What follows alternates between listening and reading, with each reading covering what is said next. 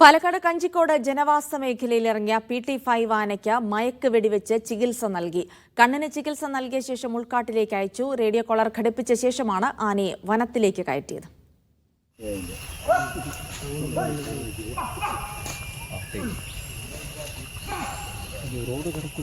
രാവിലെ 8 മണിയോടെയാണ് ദൌത്യം ആരംഭിച്ചത്.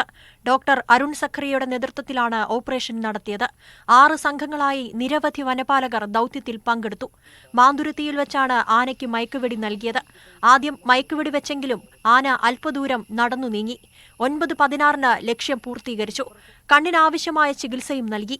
ഫീഡ് ചെയ്യുന്നുണ്ട്, അനസ്തേഷ്യയെല്ലാം കഴിഞ്ഞ് ഇപ്പോൾ നല്ല രീതിയിൽ ഫീഡ് ചെയ്യുന്നുണ്ട്, നല്ല രീതിയിൽ മുന്നോട്ട് പോകുന്നുണ്ട്. ഇപ്പോൾ ഡോക്ടേഴ്സിൻ്റെ ഒരു പാനൽ ഉണ്ടായിരുന്നു, അവർ എല്ലാവരും കൂടെ വെച്ചിട്ടാണ് ഒബ്സർവേഷൻ നടത്തിയത്, എക്സാമിൻ ചെയ്തത്. സോ അതിൽ വെച്ചിട്ട് നമ്മളിനി കണ്ടിന്യൂസ് ആയിട്ട് നോക്കണം. ആനയുടെ ശരീരത്തിലെ മുറിവുകൾ ഗുരുതരമല്ല. റേഡിയോ കോളർ ഘടിപ്പിച്ചിട്ടുണ്ട്. 2 ആഴ്ച ആനയെ നിരീക്ഷിക്കും.